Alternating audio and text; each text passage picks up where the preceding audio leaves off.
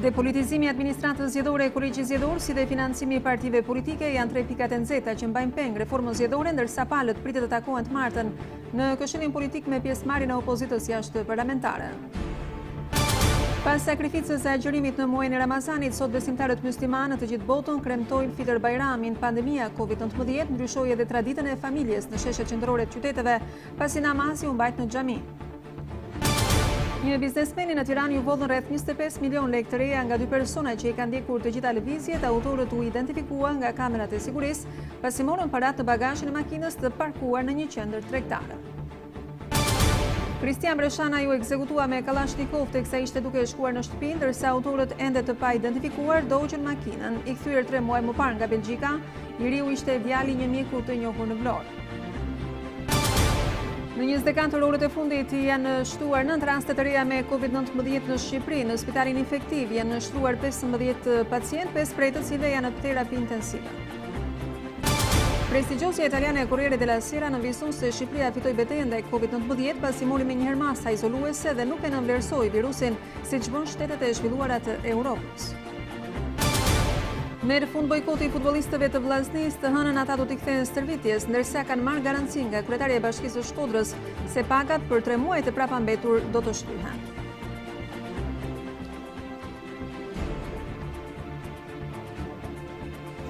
Nisi MQ njëri më gjërësish me ngjarjet dhe zhvillimet e ditës përgatitur nga redaksia e Informacionit në Report Televizioni, ndërsa edicioni ynë qendror i lajmeve dëgjohet edhe në City Radio në valë radiofonike 88 FM. Ndërsa shëmbja e teatrit kombëtar është një çështje tashmë nën hetim nga ana e Spakut, kryetari i Bashkisë së Tiranës Erion Veliaj ka bërë me dije se puna për ndërtimin e teatrit të ri do të nisë në muajin shtator të këtij viti, menjëherë sapo specialistët dhe arkitektët të kenë gati edhe detajet e projektit të ri. Në shtator teatri kombëtar i shembur në orët e para të mëngjesit të 17 majit pritet të kthehet në kantier ndërtimi. Kryetari i Bashkisë së Tiranës Erion Veliaj tha se e gjithë vera do të shërbejë për detajimin e projektit për teatrin e ri në mënyrë që vjeshta të shënojë edhe nisjen e punimeve. Bashkë do bëjmë edhe teatrin, kështu do fillojmë shumë shpejt nga puna. Në fund të verës prap, gjithë arkitektët tanë do shfrytëzojnë kohën e pushimeve që ne detajojmë projektin dhe pastaj kur të rifillojë jeta në shtator, kemi filluar dhe atë kantier të ri. Aleanca për mbrojtjen e teatrit mbështetur në protesta edhe nga opozita jo parlamentare e ka kallëzuar në prokurorinë e posaçme antikorrupsion shembjen e teatrit si të palishme dhe ka kërkuar që derisa drejtësia të flasë të mos bëhet asnjë veprim i mëtejshëm me teatrin kombëtar. Pritet të shihet nëse deri në muajin shtator do të kenë përfunduar apo jo hetimet dhe se cili do të jetë veprimi i aleancës me nisjen e punimeve. Këto deklarata kreu i Bashkisë së Tiranës i bëri teksa i dhuroi çelësat e shtëpisë së re familjes Kalleshi në 5 Helmës, që posoi dëmtime nga tërmeti 26 nëntorit. Elsa, ta gëzoni shtëpinë.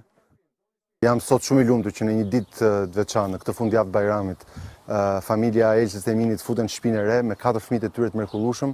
Veliaj tha se javën tjetër do të nisë puna për rindërtimin e mbi 800 shtëpi të tjera të dëmtuara. Ishte koha e duhur që teatri kombëtar të ikte me nder, kështu e ka përjetuar aktori Artan Imami shembjen e teatrit kombëtar, ndërsa shprehet i vendosur se teatri i ri kombëtar duhet të ndërtohet në truallin ekzistues. Godina e teatrit kombëtar u shemb, por Artan Imamit nuk e ka prishur rutinën mëngjesin e 17 majit. Nëse dikush do më pyeste se që ndjeva në ato momente, nëse qava me lot, nëse me ju them jo. Jo, sepse keqardin për atë teatr, keqardin si emocion, e kam darë bashkë me kolegët e mi për 10 vite. Dhe kur flasë për kolegë, e them duke mburur, sepse ata kanë qenë mësuesit e mi. 30 vite më parë, Artan Imami do të ngjitej për herë të parë në skenën e teatrit kombëtar, që sikur se thot ai, mes emocioneve dhe pasionit, për të luajtur për krah emrave të mëdhenj të artit, me të cilët ishte rritur, ndjente jo pak dhimbje për kushtet që ofronte godina, tashmë e shembur e teatrit kombëtar. Që nga ajo kohë, më parë se ajo kohë, kemi qenë dëshmitar se si teatrit i binte çatia, i rrëzoheshin muret, Dhe megjithatë, megjithëse ne bërtisnim të bëhet diçka për atë teatr, përveç se arnave, nuk na u dha asnjëherë mundësi t'i vishnim një kostum të ri, si të thuash, apo ta shëndoshnim në një mënyrë i adaptuar për të qenë teatr. I mbajtur prej artistëve, prej krijuesve, prej atyre që duke jetuar dhe punuar atje brenda, ai mbaj në këmbë. Aktori Ertani Mami tregon se pas protestave të 2 viteve më parë, takimeve mbi projektin e ri, erdhi koha që ajo godin të ikte me nder. Të gjithë këtyre njerëzve, duhet ju ishte mbushur mendja që asaj godine duhet ishin bërë nderet e fundit. Ashtu që e meritonte, siç e meritonte me atë dinjitet që ajo përfaqësonte, pavarësisht se ishte dufsuar, sidomos kohët e fundit. Megjithatë, aktori Mami i falenderon ata që mbetën dyshues deri në fund, sepse bën që projekti të përmirësohej sipas tij. Dhe kjo duhet vazhdojë deri në ngritjen e godinës së re, në të njëjtin vend ku ngul aktori Ertani Mami. Nuk ka vend tjetër për teatr kombëtar. Për teatro të tjerë po, mund të ketë vende, por për teatrin kombëtar është vetëm ai vend. Premtimi është që do të ndodhë shumë shpejt. Asnjë njeri, asnjë vullnet i mirë dhe sidomos i keq nuk mund ta pengojë ndërtimin e atij teatri të ri në atë vend. Nuk mundet dot. As kërkushi nuk e ka fuqinë të ndalojë një brez të ri, i cili po e pret. Reforma zgjedhore ka rikthyer edhe një herë përplasjet politike, nga njëra anë është majoranca dhe nga ana tjetër opozita jashtë parlamentare, të cilat nuk bien dakord për disa pika për ndryshimin e kodit zgjedhor, ndërsa 31 maj, afati fundit kur duhet realizohet edhe kjo reformë, është afër dhe po afron. Të paktën janë dakordësuar të ulen në tryezën e Këshillit Politik për reformën zgjedhore të martën më 26 maj në orën 11 në Pallatin e Kongreseve. Detajet na i bën të njohura Klesiana Omeri. Fillimi i vitit 2020 shënoi një kthes të rëndësishme në përpjekjet për të ndryshuar sistemin zgjedhor. Opozita e bashkuar tashmë jashtë parlamentit dhe çdo institucioni ul në tryezë me mazhorancën, me synimin për të krijuar këshillin politik, i cili do plotësonte një nga kushtet e Bundestagut, ndryshimin e kodit zgjedhor. Kemi një marrëveshje mes palëve politike që opozita jashtë parlamentare të përfshihet në diskutimet me Komisionin e Reformës Zgjedhore. Sapo dakordsuam dokumentin me cilin ne si opozit dhe pala tjetër ram dakord që për fillimin e procesi të rëndësishëm siç është ai reformës zgjedhore. Reforma zgjedhore bëhet me konsensus dhe ky konsensus i arritur të qëndrojë deri në fund. Por teksa fundi po afron, rruga drejt konsensusit duket ende larg. Depolitizimi i administratës zgjedhore, procesi i ankimimit në kolegjin zgjedhor dhe financimi i partive politike ishin pikat që fillimisht sollën mosmarrveshjet mes palëve. Partia Demokratike kërkon depolitizim të pjesshëm të administratës zgjedhore. Ankimimi të bëhet nga gjyqtarë që nuk janë në proces vetingu në kolegjin zgjedhor. Partitë të marrin nga privatët jo më shumë se 50% të gjithë buxhetit. Mazhoranca kërkon një riformatim të KSZ-s. Gjyqtarët e kolegjit zgjedhor të kalojnë vetingun dhe një financim miks të partive politike. E sikur mos mjaftonte ngërçi krijuar pandemia globale COVID-19, i dha një tjetër goditje veprimtarisë së Këshillit Politik. Donse u tha se do të kishte komunikim online, puna u ndërprer për rreth 2 muaj, duke vënë sërish në rrezik realizimin në kohë të ndryshimeve të kodit zgjedhor. Pas rikthimit në tryezë, e vetmja pikë që dakordsuan palët ishte se ndryshimi i sistemit do të lehej për një moment të dytë. Të gjitha propozimet për sistemin zgjedhor kërkojnë ndryshim kushtetute. Do të thotë kemi një nivel shumë të lartë debati politik. Po flasim për kushtetutën e Shqipërisë. Kjo do të kërkoj kohë. E vetmja që vazhdonte të qëndronte fort kësaj pike ishte Rudina Hajdari, e cila nuk nguroi as të akuzonte palët për një marrëveshje të mundshme mes tyre. Kur vjen puna për të diskutuar sistemin zgjedhor, këta mundohen t'i bëjmë bisht. Mundohen t'i bëjmë bisht se momenti që diskutohet për sistemin zgjedhor, këta i shkelin syrin njëri tjetrit. Konsensusi u vendos edhe një herë në rrezik pas shembjes së teatrit kombëtar, po DLSI braktisën tryezën e reformës zgjedhore. Edhe një herë u desh ndërhyrja e ndërkombëtarëve që palët mos t'ia linin fatit punën e nisur në fillim të vitit për reformën zgjedhore. Pas disa letrave nga mazhoranca, opozita i dha fund bojkotit. bashkë me opozitën e bashkuar, kemi vendosur që t'ja mohojmë Edi Ramës këtë plan dinak dhe diabolik dhe t'i ofrojmë shqiptarëve rrugdalje nga kriza, duke angazhuar plotësisht në përfundimin një orë më parë të reformës zgjedhore, që do t'i hap rrugë mbajtjes zgjedhjeve të lira të ndershme. Ditën e martë në orën 11 në Pallatin e Kongreseve do të zhvillohet takimi i radhës i Këshillit Politik të reformës zgjedhore. Dy palët janë zotuar për të disatën herë që ta mbyllin reformën brenda 31 majit, teksa fati i komisionit nga Parlamenti është deri në fund të qershorit. Do të duhet edhe një javë për të parë nëse do të ketë një produkt final nga kjo tryezë. Ditën e sotme është ndarë nga jeta ish deputeti i Partisë Socialiste në Korçë, Niko Faber. Ai ka pësuar një atak kardiak dhe si pasojë ka ndruar jetë në moshën 80 vjeçare. Miqe politikan kanë shprehur ngushëllimet për ndarjen e ish deputetit socialist nga jeta. Niko Faber ishte figurë e njohur në Korçë. Ai ka përfaqësuar këtë qark për një mandat deputeti në Kuvendin e Shqipërisë. Presidenti Ilir Meta ka shprehur ngushëllimet për ndarjen nga jeta të ish deputetit duke shkruar se Faber ishte një njerëz me kontribut të madh qytetar, jo vetëm në Korçë, por në të gjithë vendin.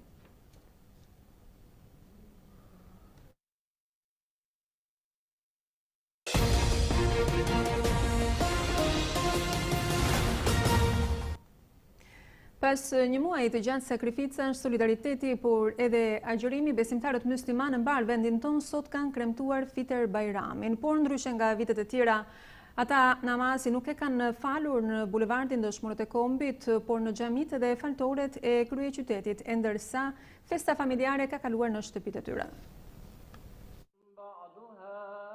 Sot përmbyllet një muaj sakrifice solidariteti i besimtarëve musliman, të cilët kremtojnë Fitër Bajramin.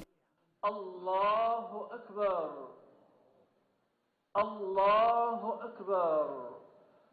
Ndryshe nga vitet e kaluara, bulevardi Dëshmorët e Kombit nuk ka qenë vendi ku janë mbledhur mirat besimtar, kjo për shkak të koronavirusit, i cili ka ndikuar rrënjësisht në përditshmërinë e njerëzve. Allahu i lartësuar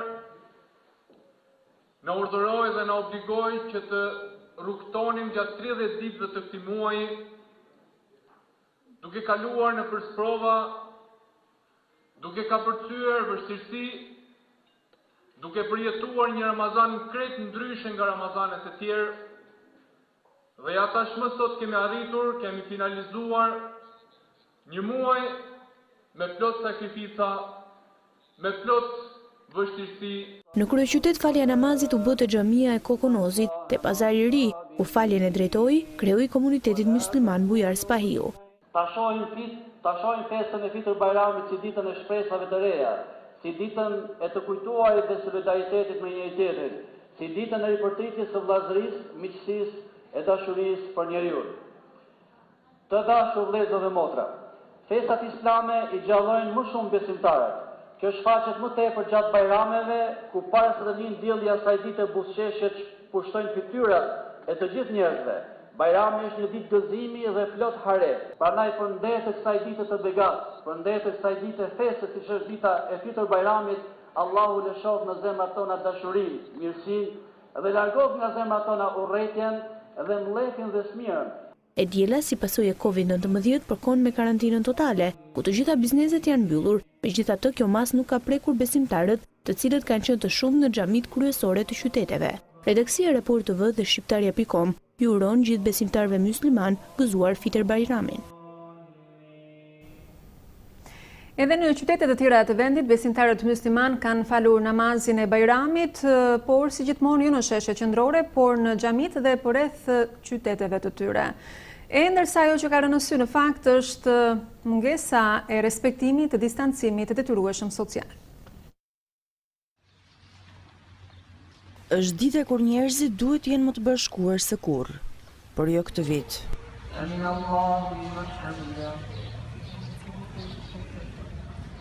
Covid-19 i ka detyruar të qëndrojnë sa më larg njëri tjetrit në faljen e namazit të Fitër Bajramit. Ndryshe nga vitet e tjera, në Elbasan bulevardi nuk është mbushur me besimtarë. Rituali në mëngjesin e Bajramit të madh besimtarët e kanë kryer kryesisht brenda dhe përreth xhamive, por pa u kujdesur që të respektonin distancimin social. O besimtar, dëshmoni me drejtësi, qoftë kjo dhe kundra vetes tuaj.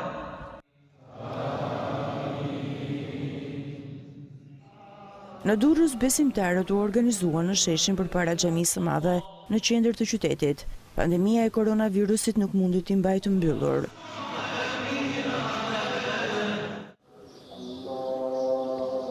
E pazakont është falja e namazit të Fitur Bajramit në xhaminë e Lushnjës.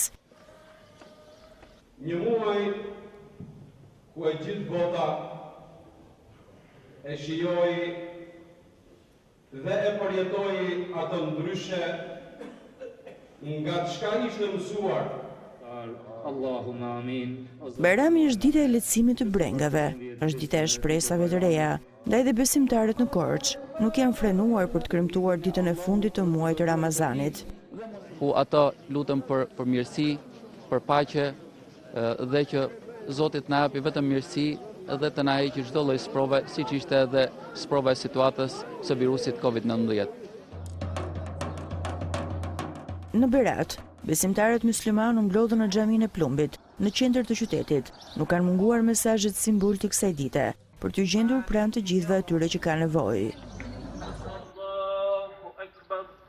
Besimtarët e qytetit të Vlorës kanë falur namazin në ambientet e brendshme të dy xhamive të qytetit, edhe pse një zonë e gjelbër. Besimtarët janë përshtatur kushteve të pandemisë. Është muaj i përjetimeve të vlerave të larta shpirtërore, morale dhe shoqërore. Nga xhamia e Parrucës në Shkodër, gjatë ligjëratës së tij para besimtarëve, miftiu i Shkodrës ka dhënë mesazhe jo vetëm urimi, por edhe sensibilizimi. Sot dëgjojmë dhe lexojmë që abuzimi me muslimanët dhe emrin e institucionit të tyre është bërë edhe mjet satiristik, me të cilin politikanët e këtij vendi gjuajnë njëri tjetrin në deklaratat shpesh të pakuptimta të tyre. Mirë po, a nuk duhet t'i vihet kufiri kësaj gjendje? Dy xhamit e qytetit të Kukësit u mbi populluan nga besimtarët në ceremoninë e faljes së namazit të Fitur Bajramit. Pas 30 ditësh agjërimi, besimtarët u mblodhën në ambientet e brendshme dhe të jashtme të xhamisë, duke u lutur për më shumë begati e harmoni. Miftiu i Kukësit Islam Hoxha tha se ky muaj i begati ishte ndryshe nga të tjerët për shkak të pandemisë, por shërbeu për të kuptuar akoma më shumë rëndësinë e familjes. Festa e Fitur Bajramit është uruar po ashtu edhe nga liderët politik në vendin tonë. Kryedemokrati Lulzim Basha nuk është mjaftuar vetëm me urimet në rrjetet sociale, por ka vizituar gjithashtu edhe myftinin e Shkodrës. Ndërsa për krah kryebashkiakes atje Voltana Ademi është regjistruar edhe një episod ku ka vizituar ambientet e një lokali, kur dihet tashmë që për shkak të situatës së pandemisë gjithçka duhet të ishte mbyllur. I vetmi që ka shkuar t'u jap dorën dhe t'u përcjell drejt për drejt urimet besimtarëve musliman është kryedemokrati Lulzim Basha. E ka hedhur pas krahëve distancimin social, edhe pse zgjodhi një zonë të kuqe, Shkodrën, për t'u bashkuar festës së madhe të shpresës dhe besimit, siç është shpreha ai. Nga zemra i uroj gjithë besimtarëve musliman, gjithë vëllezërve dhe motrave, gëzuar ditën e Fitur Bajramit, festën e madhe të shpresës e të besimit, në veçanti uroj agjëruesit që kanë mbyllur një muaj sakrifice dhe sprovash. Zoti ju apranoft adhurimin dhe agjërimin, Zoti ju apranoft lutjet, i bekatoft ata, familjet e tyre dhe shqiptarët kudo ku janë, Zoti bekoft Shqipërinë. Më i kujdesshëm është treguar kreu demokrat në takimin me përfaqësuesit e komunitetit musliman, ndryshe nga kryebashkiaka e Shkodrës, Voltana Ademi. Ndërsa jashtë xhamisë, kryedemokrati ka mundur të gjejë kafene të hapura në ditën kur ato duhet të ishin të mbyllura. Ai ishte takuar me përfaqësues të biznesit dhe klient.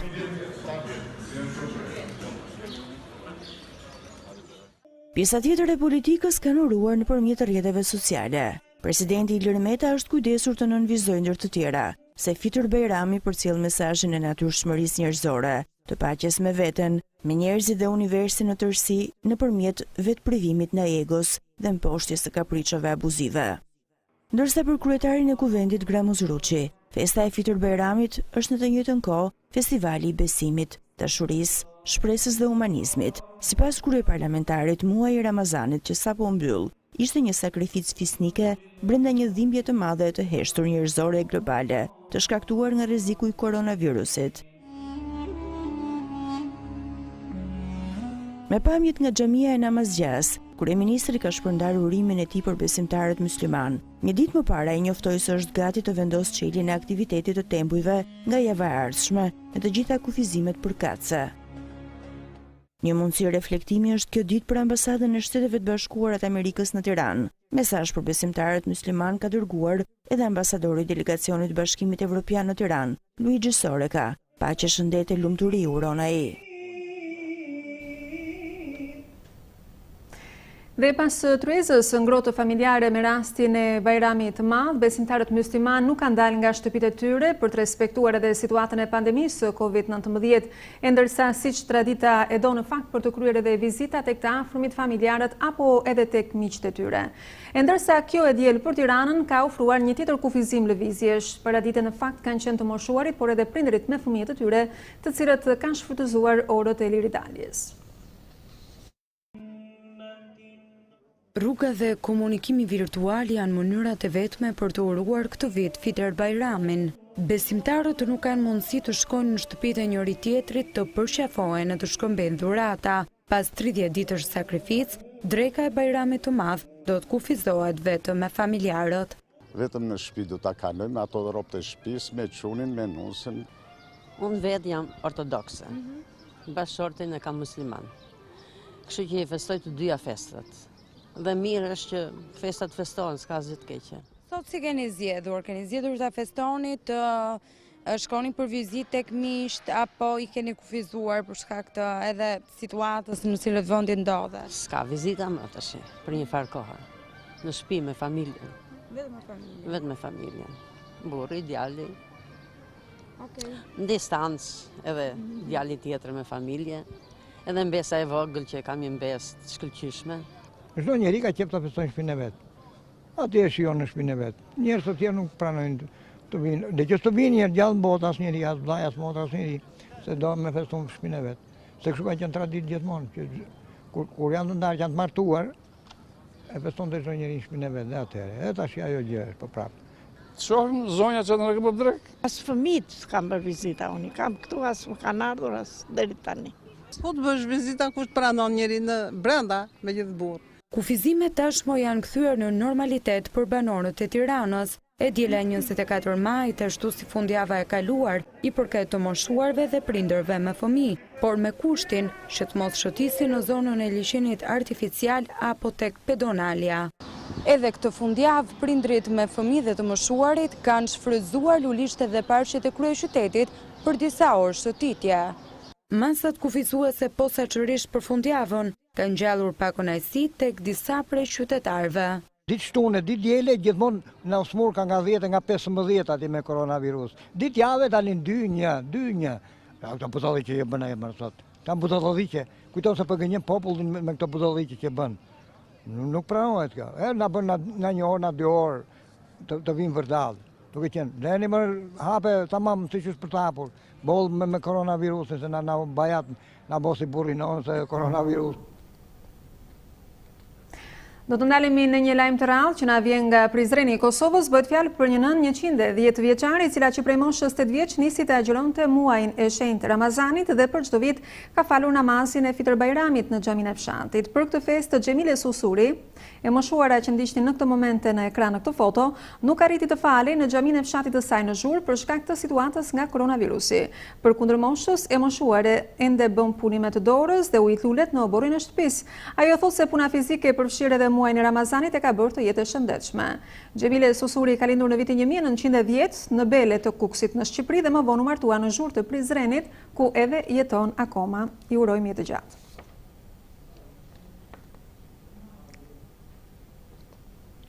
Muslimanët festojnë sot fundin e Ramazanit mes thirrjeve për vigjilencë për të shmangur një rikthim të pandemisë, ndërsa Europa vazhdon të letësojë kufizime duke lejuar ashtu si në Francë rifillimin e shërbimeve fetare. Në Afganistan, talibanët kanë krijuar të papriturën duke propozuar një armpushim traditor me rastin e festës së Fitër Bajramit, që presidenti Ashraf Ghani e pranoi menjëherë. Disa vende si Egjipti, Iraku, Turqia apo Siria kanë ndalur faljet kolektive. Arabia Saudite, ku ndodhen edhe vendet më të shenjta të Islamit, ka vendosur gjendjen e jashtëzakonshme për 5 ditë që prej së shtunës.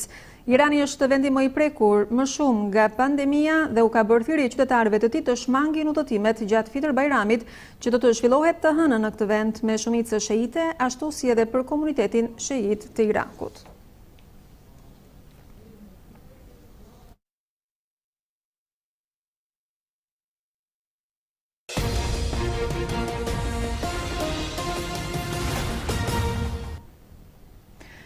Flasim në këtë momente për situatën e koronavirusit në vendin tonë, ku gjatë 24 orëve të fundit kemi të konfirmuar pozitiv me COVID-19 9 raste, 5 i takojnë në Tiranës, 3 Durrësit dhe 1 Shkodrës. Ministria e Shëndetësisë bën me dije se aktualisht në spitalin infektiv ndodhen të shtruar 15 pacientë, 5 prej të cilëve janë në terapi intensive. Gjatë 24 orëve të fundit, janë testuar 146 qytetarë si të dyshuar të prekur nga COVID-19 dhe janë konfirmuar pozitiv 9 raste. Pavarësisht se ka patur pacient që kanë lënë spitalin infektiv të shëruar, aktualisht po trajtohen në këtë spital 15 pacient, ndërsa 4 prej tyre janë në terapi intensive. Në vendin tonë, aktualisht janë 177 persona aktiv me COVID-19, kryesisht në Tiranë, Durrës, Krujë dhe Shkodër. Do të ndalemi në këtë momente në një informacion të fundit që na vjen nga Italia në lidhje me bilancin e epidemisë nga koronavirusi. Numri i vdekjeve në Itali ka rënë ndjeshëm në 50 viktima, por sot Lombardia nuk ka komunikuar të dhënat e viktimave. Një ditë më parë ishin 119 viktima, ndërsa në total numri i tyre kap shifrën e 32.785 personave. Numri i të shëruarve gjatë 24 orëve të fundit është 1.639 persona, duke quar në total numrin e tyre në 140.479. Të dhënat e mbrojtjes civile në Itali raportojnë një rënje të personave të shtruar në spital, ku në kujdesin intensiv janë 553 persona, 19 më pak se dje.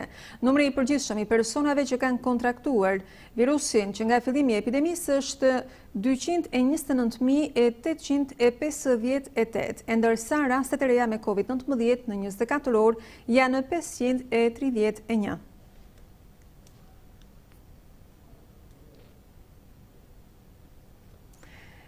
Prestigjosja italiane Corriere della Sera në një artikull të saj bën edhe një historik të pandemisë që prej 3 muajsh ka prekur mbar botën, është ndalur në disa shtetet e Europës, ndërsa për Shqipërinë thot se një vend i varfër e ka luftuar tashmë betejën dhe e ka fituar betejën me COVID-19 dhe kjo, sipas prestigjoses Corriere della Sera, vjen si pasojë e marrjes në kohë të masave të izolimit, një gjë që nuk e bën edhe shtetet më të zhvilluara të botës.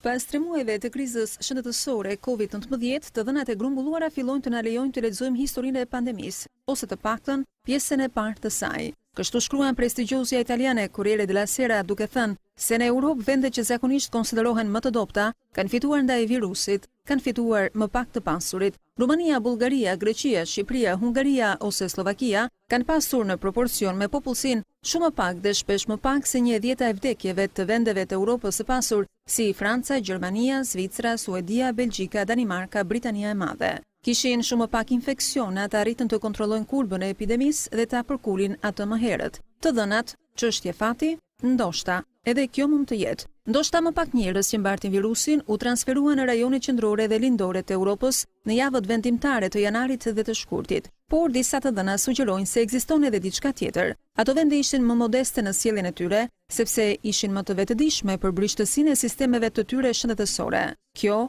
është arsyeja pse ato nuk I morën me lehtësi sinjalet që vinin nga Italia dhe Spanja dhe vendosën të zbatojnë regjime më të rrepta të bllokimit, duke bërë këtë më herët dhe më me rigorozitet. Ata e dinin që nuk mund të merrnin rreziqe përballë pandemisë. Një fotografi e situatës së 15 marsit na lejon të kuptojmë se si u shvendos rrugtimi I 2 pjesëve të Europës, më të pasurit në perëndim, më të varfrit në lindje. Italia tashmë kishte 1809 vdekje nga koronavirusi dhe 24.000 infeksione atë ditë. Spanja pati 294 vdekje dhe 7.988 raste, por pjesa tjetër e Europës mund të mendonte se ishte ende e paprekur. Franca, vendi I tretë që më pas u godit rënd, pati 127 vdekje dhe 5.423 raste të infeksionit. shumë nga pjesa tjetër e Europës perëndimore shikonte në heshtje dhe në mënyrë disi shpërfillëse duke dyshuar se epidemia në Europën jugore ishte rezultati i organizimit të vendeve të përfshira. Duke parë indeksin e përgjigjes të Universitetit të Oxfordit, i cili përcakton me 1 pikë shtete totalisht të hapura dhe me 100 pikë mbylljen e tyre totale, në mes të marsit grupi vendeve më të varfra ishte lëvizur tashmë për të kufizuar për hapjen e virusit, në bazë të asaj që po ndodhte në Itali. Shqipëria ishte në indeksin 84 të mbylljes, Slovakia 71, Rumania 67, Polonia 60, Hungaria 59, Greqia 57. Vendet më të pasura dukeshin më të qeta: Gjermania me indeksin 37, Franca 50, Belgjika 53, Britania e Madhe 11, Zvicra 46. Një shtrëngim i mbylljeve në pothuajse të gjithë Europën perëndimore do të vinte vetëm në fund të marsit, 10 ditë më vonë, kur tashmë ishte i qartë se epidemia nuk ishte vetëm një problem vetëm për Italinë apo për Spanjën. Ishin 10 ditë fatale të cilat mund të kushtonin 10 mijëra vdekje.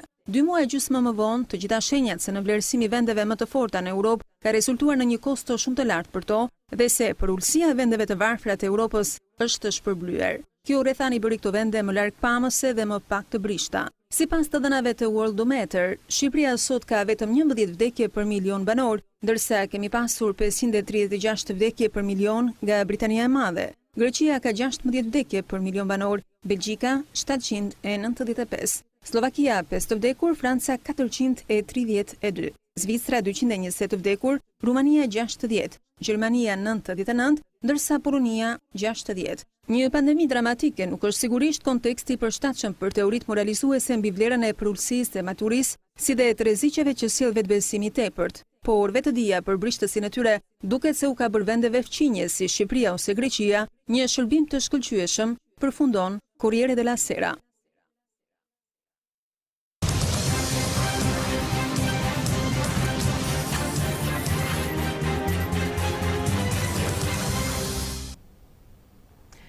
Një biznesmeni në Tiranë janë vjedhur 25 milion lekë të reja nga 2 persona të cilët kanë ndjekur çdo lëvizje të tij dhe që ishin në dijeni për sasinë e konsiderueshme të parave që ai mbante në bagazhin e makinës.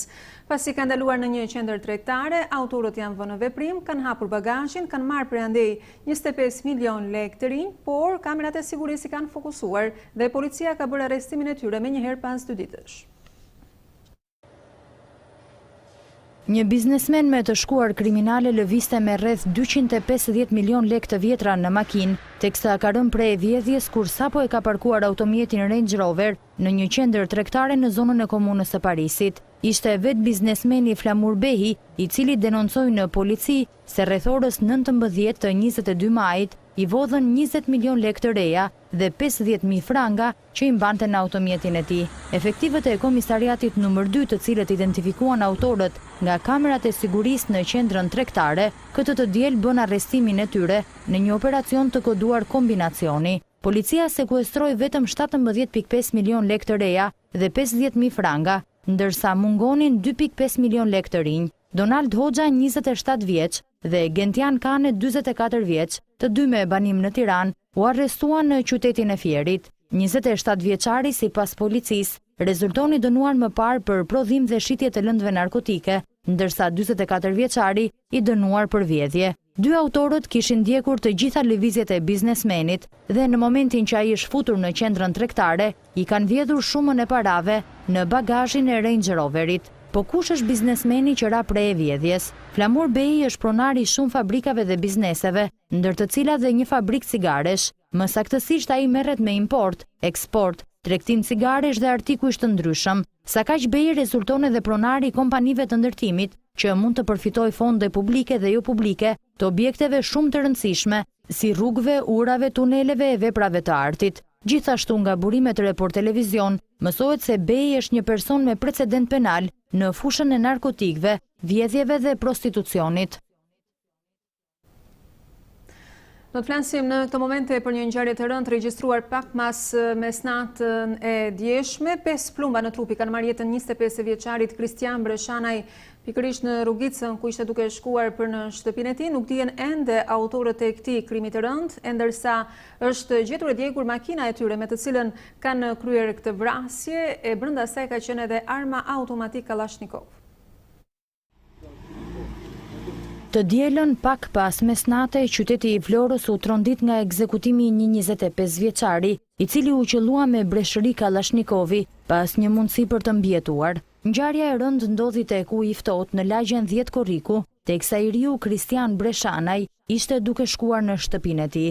Një vrasje e mirë menduar dhe me të njëjtën skemë ekzekutimesh të ndjekura edhe në krime të tjera. Rreth 800 metra, larg vendit ku ekzekutoi 25 vjeçari Breshanaj, është gjetur automjeti tip BMW me targa greke i djegur thuajse tërësisht, ku brenda automjetit është gjetur dhe arma e zjarrit tip Kallashnikovi.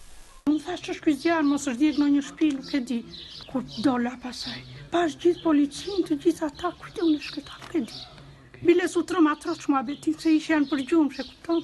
2 persona të maskuar mendohen të kenë qenë autorët që qelluan ndaj 25 vjeçarit, ndërsa burime nga grupi hetimor thanë se në vrasjen e Breshanajt janë përfshirë edhe persona të tjerë, ende të pa identifikuar, që i kanë ndihmuar ekzekutuesit të arratisen me një automjet tjetër. 25 vjeçari Kristian Breshanaj kishte vetëm 3 muaj që ishte kthyer nga Belgjika, djali një mjeku reanimator në spitalin e Vlorës. 5 plumba e kanë kapur në trup të riun, duke i marrë jetën, ndërsa dyshohet që ndaj tij të jetë qelluar mbi 10 herë. Burime nga policia e Vlorës thanë se janë shoqëruar 12 persona që mund të kenë ndjeni për rrethanat e krimit, ndërkohë që hetimet vijojnë në drejtimin e prokurorisë për të grumbulluar çdo provë të vlefshme me qëllim identifikimin e autorëve. Gjykata ka lënë në fuqi vendimin për pezullimin nga detyrat të gjyqtarit të kolegjit të posaçëm të apelimit Luan Daci, i cili ka fshehur edhe shkarkimin e tij nga detyra në vitin 1997 me motivacionin për paaftësi. Në lidhje me këtë çështje, SPA ka nisur menjëherë hetimet, ndërsa 2 avokatët e gjyqtarit të KPA-s janë shprehur se Luan Daci nuk ka kryer asnjë vepër penale.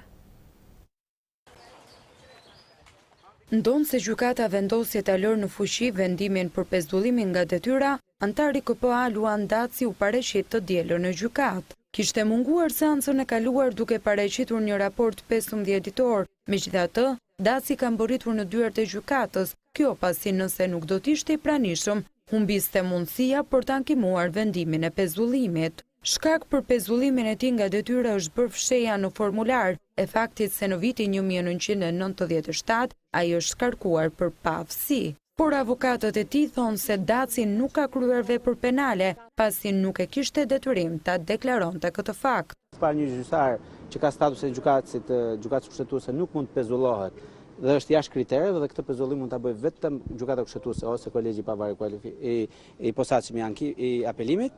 Nga ana tjetër, masa për cilën ai është larguar nga puna është shuar me disa ligje, që me ligjin e 2008-s për gjyqësorën, por edhe ligjet e më përpara, pra nuk ekzistonte dhe ai përrjedhoi nuk ka asnjë lloj vepër penale. Ai kishte detyrim për të deklaruar atë çfarë i kërkon formulari. Formulari thot: a keni mas në fuqi në vlerësimin e atij dhe tonin profesional, nuk ka pasur dhe nuk ka mas në fuqi. Është mirë që të lexojnë edhe një herë kushtetutën ata që kanë iniciuar këtë procedurë dhe ata që japin masën. Edhe pse avokatët e gjyqtarit Daci u shprehën se do të ankimonin vendimin, pezullimi i tij është lënë në fuqi. Luan Daci, gjyqtar në shkallën e fundit të vettingut në kolegjin e posaçëm të apelimit, u pezullua dhe është marrë në hetim nga SPAK, pasi ka fshehur të kaluarën e tij, duke gënjur për një shkarkim nga detyra. SPAK tashmë akuzon për falsifikim të dokumenteve Dacin, i cili në momentin që aplikoi për të bërë pjesë e trupës së KPA-s e fsheu këtë fakt. Në vim të këtij edicioni informativ, ju ftoj të ndiqni një blok informacione shkurt nga aktualiteti përgatitur nga gazetarët tanë. Rreth orës 1 pas mesnate për motive ende të paqarta dyshohet se është plagosur në këmbë me armë zjarri një 29 vjeçar me iniciale MG tek ish fabrika e letrës në Kavaj. Pas kësaj ngjarje i riu është transportuar për në spitalin e Durrësit. Ndërkohë policia pas veprimeve të para hetimore ka arrestuar në flagrancë shtetasin VH, 27 vjeç banues në Kavaj, i dyshuari si autori kryesor i ngjarjes, kryer në bashkëpunim me shtetasit SV 40 vjeç dhe EC 35 vjeç. Të dy këta shtetas u shpallën në kërkim. Grupi hetimor ka sekuestruar në cilësinë e provës materiale automjetin që drejtohej nga shtetasi VH, brenda së cilit u gjetën një gëzhonjë, një antiplum, 4 aparate celular, si dhe një automjet tjetër në pronësi të shtetasit VH. Një 23 vjeçar nga Puka është shoqëruar për në komisariatin e policisë Puk pasi ka qelluar me armëzjarri në ajër, duke krijuar panik tek banorët. Kanë qenë banorët e fshatit Gojani i Madh, të cilët kanë telefonuar në komisariat dhe kanë njoftuar për të shtënat me armë. Më pas në vendngjarje ka mbërritur policia dhe në cilësinë e provës materiale ka sekuestruar armën e zjarrit Kalashnikov. Pas kontrolleve të vazhdueshme është bërë i mundur arrestimi në flagrancë i shtetasit BG 23 vjeç, banues në fshatin Gojani i Madh në Puk. Ky shtetas kishte kryer qitje në ajër. Materialet ju referuan prokurorisë së rrethit gjyqësor Puk për veprën penale mbajtje pa leje e armëve dhe municionit. Peshkatarët vlonjat kanë kapur në rrjetën e tyre një peshkaqen 50 metra larg brigjeve të Orikumit. Peshkaqeni i kapur mund të konsumohet për të ngrënë, thonë peshkatarët, ndërsa nuk është hera e parë që në rrjetat e tyre të bien peshkaqen, siç ishte së fundmi rreth 70 kg.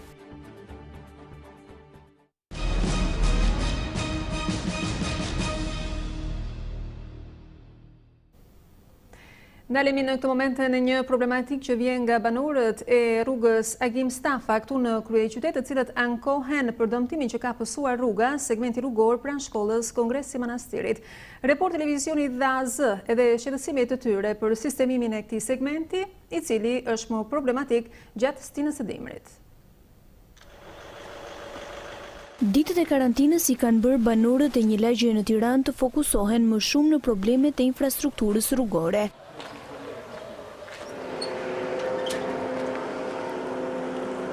Bëhet fjalë për rrugën Agim Stafa. Ja, prej ateke, deri ke shkolla nuk ka torpe, vinë zoncet aty hynë balte të gjithë aty, në zonë gjithë shkolla aty 2000 vetë, shqisa e kanë lënë, ja, rrugicë ato. Ka bot vetëm balte gjallë, do të qizmet kalojsh këto të shtenë. Është për komplet rruga Ysberishtit, vetëm kjo ka ngelur, as 100 metra rrugë jo. Shumë problem se është vetëm plur, shtëpi kemi. Për banorët e kësaj lagje, më problematike kjo rrugë është në dimër. Nga shkolla do të thënë sillim Kalamajt, e kemi e të vegjël nga klasa e parë deri në klasën e tretë, e i sillim në shkollën këtu. Nuk kalohet dot, po se solle me makinë këtu, nuk parkon as makinën dot, nuk e parkon dot makinën, nuk është shumë problematike. As për kem nuk i sillim dot Kalamajt. Në anë të rrugës ndodhet edhe shkolla Kongresi Manastirit, e për këtë arsye mungesa e infrastrukturës është një problematikë e theksuar, veçanërisht për fëmijët, të cilët duhet ta përshkojnë çdo ditë. Do të vijojmë sërish të flasim për çështjet e problematikës së infrastrukturës. Prej disa vitesh vazhdon ankesat e drejtuesve të automjeteve për segmentin rrugor nga kthesa e Patosit deri tek kthesa për në Ballsh. Kjo rrugë është amortizuar duke qenë një pak herë edhe burim aksidentesh. Është një rrugë e vështirë të keqen e rrugës traktorit. Qanë gomat, amërzatorët, copa i ben. Bëhet fjalë për kthesën e Patosit në rrugën nacionale Fier-Ballsh. Një segment rreth 2 kilometra, ku gropat më shpejt hapen se mbyllen, thonë drejtuesit e mjeteve. Po vjetë riparoj bashkia vjetë. Pra me gropa jo. Pagojmë taksa, pagojmë letera të paktën, të bëhet kjo rruga nuk po bën 20 vjetë. Po 20 vjetë, di gjë mbaj mend që kur ka bërë njëra i besnik bushi njëra tërë se çdo në kjo rrugë. Qarkullimi i mjeteve në këtë aks është i rënduar her pas here, ku ka ndodhur edhe aksidente për shkak të mungesës së ndriçimit dhe sinjalistikës. Në qarkun e Lezhës është regjistruar numri më i lartë i personave të cilët kërkojnë këshillim online me psikologun, ndërsa të dhënat janë bërë publike nga urdhri i psikologut. Çfarë i shqetëson më shumë qytetarët janë probleme dhe kontradiktat në familje, stresi dhe ankthi.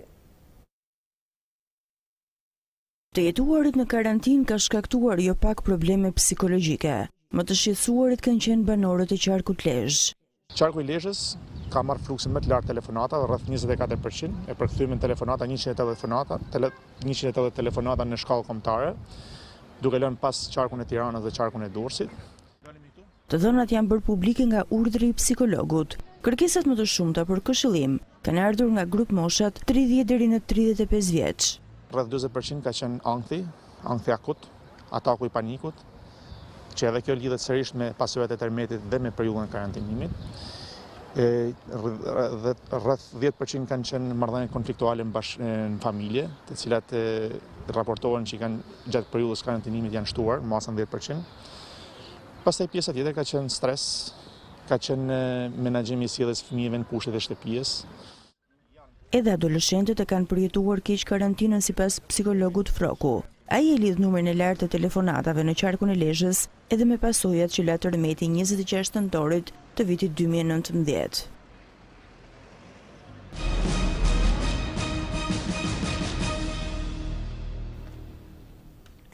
Jemi me zhvillime ndërkombëtare. Kina është e gatshme për një bashkëpunim ndërkombëtar për identifikimin e burimit të koronavirusit të ri, deklaroi sot ministri kinez i punëve të jashtme Wang Yi, vendi i të cilit është akuzuar për përhapjen e epidemisë.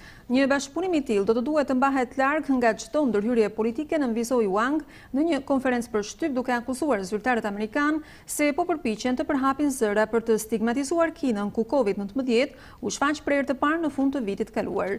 Fatkeqësisht krahas koronavirusit, një virus politik po ashtu është duke u përhapur në SBA. Ky virus po përdor çdo mundësi që të sulmojë Kinën, tha Wang. Disa politikanë kanë injoruar faktet më bazike dhe kanë krijuar shumë të pavërteta rreth Kinës dhe kanë ngritur shumë konspiracione. Dua t'ju them atyre mos humbisni më shumë kohë, mos i injoroni jetët e njerëzve. Ajo që duhet të bëjë Kina dhe SBA është të mësojnë nga njëra tjetra në luftën kundër kësaj epidemie dhe të ndihmojnë njëra tjetrën si ta luftojnë atë, u shpreh ministri kinez i punëve të jashtme.